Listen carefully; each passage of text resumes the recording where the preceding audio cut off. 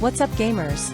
In previous videos, we often talked about the survivor-like game genre, which is fast-paced and thrilling, very addictive. But what many don't know is that in recent years, more and more survivor-like games are supporting multiplayer, bringing a fresh experience to the game. Today, I'll introduce a few multiplayer survivor-like games. Let's get straight to the point. As the pioneer of the survivor-like genre, Vampire Survivors is undoubtedly an unavoidable topic in today's video. It has always been at the forefront of this game genre in terms of gameplay and content, and its multiplayer mode was introduced as early as August of last year. However, unfortunately, the game only supports local multiplayer cooperation for up to 4 players. It's worth noting that in multiplayer mode, the game reduces the weapon limits. For example, in 2-player mode, each player can hold up to 4 weapons, and players take turns leveling up, with chests randomly distributed, and weapons cannot be picked up repeatedly. Personally, compared to single-player mode, it feels more random, with more restrictions, and it's harder to form a build. If you just want to experience the thrill of a completed build, single-player is a better choice. Of course, for many, competing with friends for weapons and sabotaging each other is also a way to enjoy the game. Speaking of sabotaging friends, I have to mention Darkchaser, Battletide, which I've been quite addicted to recently. Darkchaser, Battletide is one of the few survivor-like games that supports player versus player combat.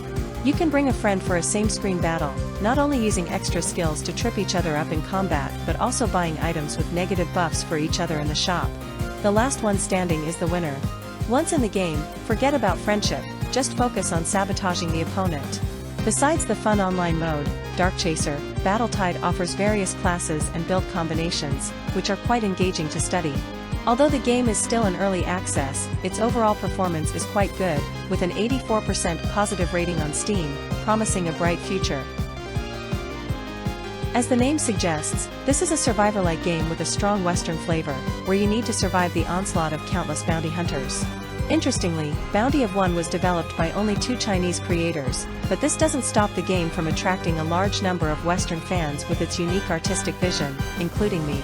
A major feature of the game is that characters cannot attack while moving, so players rely more on movement to find the best position to maximize output time.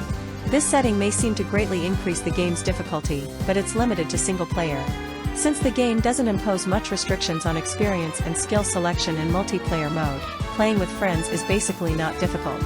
At least when I play online with friends, I'm not thinking about how to survive, but rather whose damage numbers are more explosive.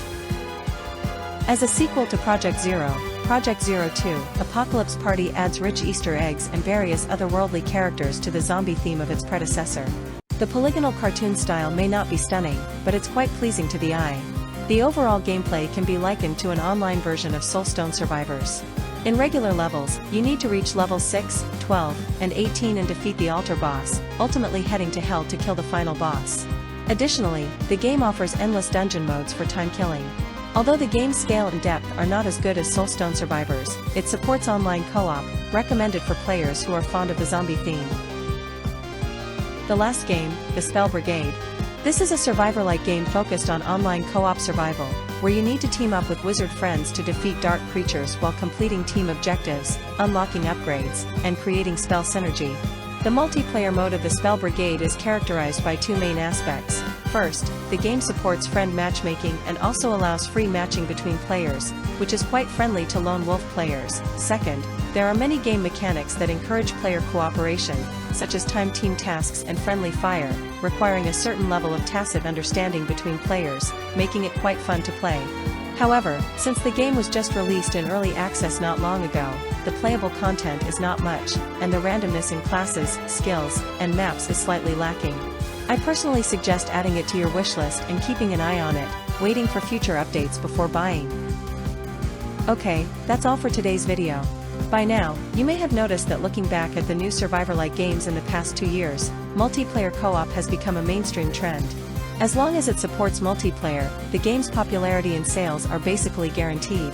However, perhaps due to cost-cutting or limited capabilities, these games often fall short in terms of content scale and gameplay depth. So the question arises, if you have to choose between gameplay and multiplayer features, what would you choose?